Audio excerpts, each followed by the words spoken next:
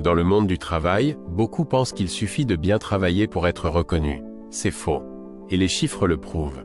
Selon une étude de Harvard Business Review, plus de 60% des promotions dépendent de la visibilité, pas uniquement de la performance.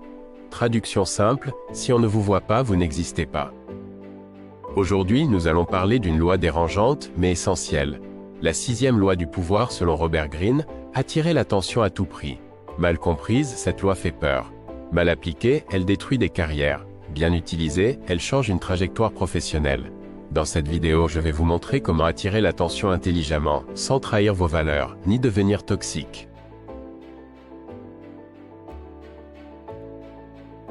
Dans une entreprise, l'attention est une ressource rare. Managers, dirigeants et décideurs sont saturés.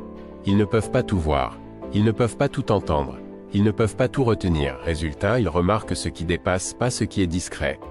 Une étude Gallup montre que seuls 30% des salariés estiment que leur travail est reconnu à sa juste valeur.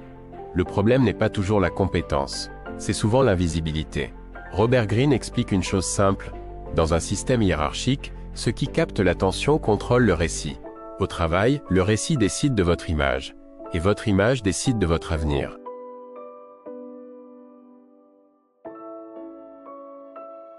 Voici une histoire classique. Marc est compétent.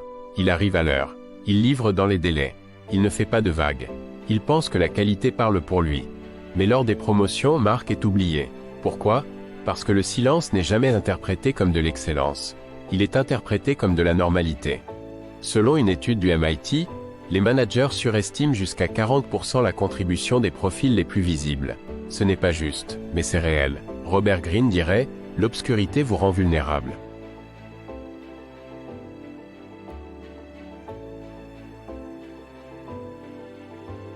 Attention, attirer l'attention ne signifie pas parler plus fort, ni écraser les autres, ni devenir arrogant. La loi 6 parle de contrôle de la perception, pas d'agitation permanente. Au travail, il existe 3 formes d'attention. 1. L'attention par la valeur, vous devenez visible parce que vous apportez des solutions claires. Pas des problèmes. Exemple, au lieu de dire ça ne marche pas, vous dites, voici une alternative concrète. 2. L'attention par la narration, vous savez expliquer ce que vous faites, simplement. Clairement. Les études montrent que les salariés capables de synthétiser sont perçus comme plus compétents. 3. L'attention par la singularité. Vous êtes associé à un sujet précis. Une expertise identifiable. Quand on pense à un problème, on pense à vous.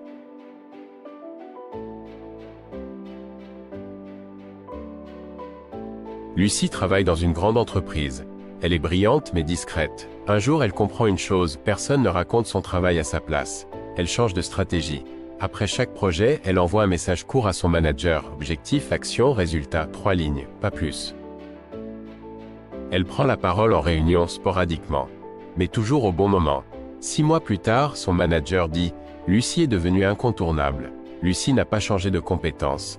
Elle a changé de présence. »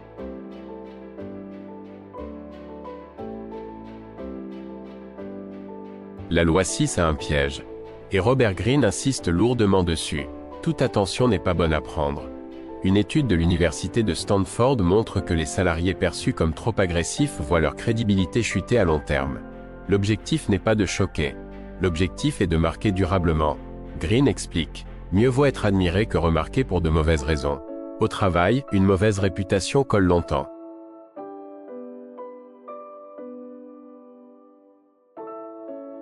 Voici comment appliquer la loi 6 sans vous saboter. 1. Maîtriser les moments clés réunions importantes. Point d'équipe, bilans annuels. C'est là que l'attention se concentre. 2. Préparer une phrase forte, une idée claire, un chiffre, un impact. Les managers retiennent ce qui est simple. 3. Documenter vos résultats, les faits protègent de l'oubli. Selon une étude de Deloitte, les salariés qui formalisent leurs résultats progressent 23% plus vite. 4. Créer une image cohérente, on doit savoir pourquoi vous êtes là, et à quoi vous servez.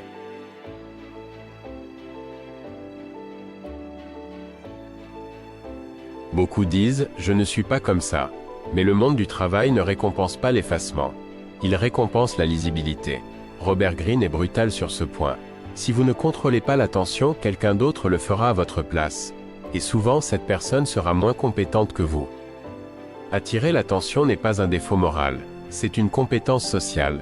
Dans le monde du travail, le talent silencieux est vulnérable. Le talent visible est protégé. La 6e loi du pouvoir ne vous demande pas de trahir qui vous êtes.